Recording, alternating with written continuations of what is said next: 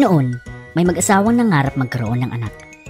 Doon sa likod ng kanilang bahay, sa bintana, ay nakikita ang isang magandang hardin na puno ng gulay at bulaklak.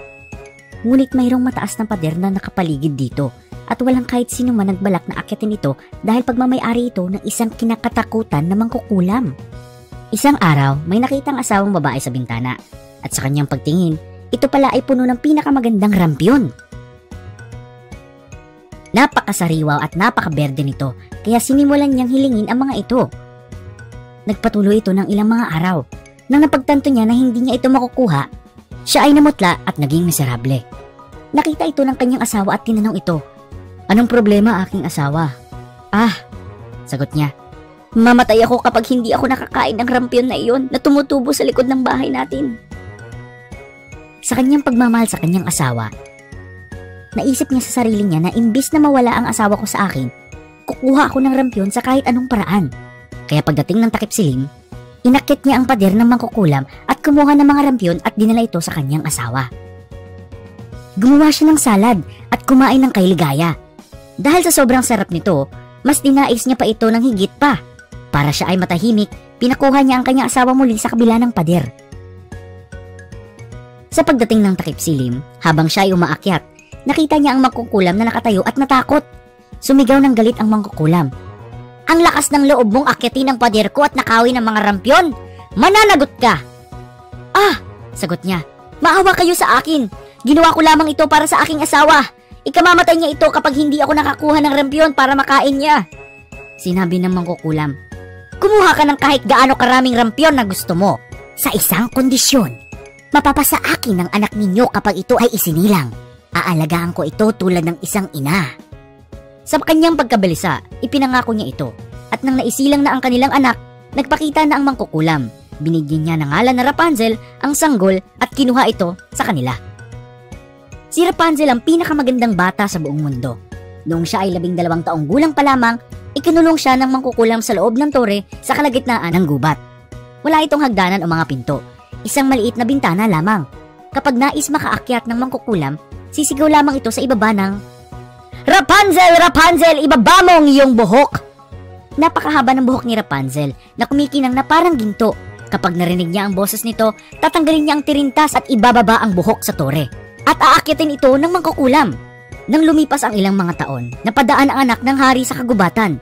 Pinuntahan niya ang tore at narinig niya ang napakagandang boses mula rito.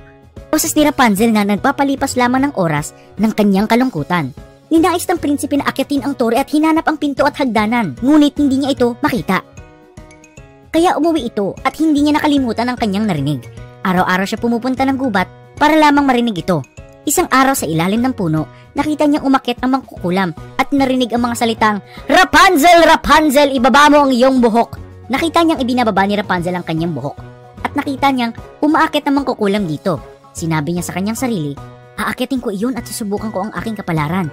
Kinabukasan, pumunta siya uli dito at sumigaw ng, "Rapunzel! Rapunzel! Ibaba mo ang iyong buhok!" At ibinaba niya ang kanyang buhok. Inakyat ito ng prinsipe. Natakot si Rapunzel na nakita niya na isang lalaki ang umakyat sa kanyang buhok dahil wala pa siya nakikilalang ibang tao.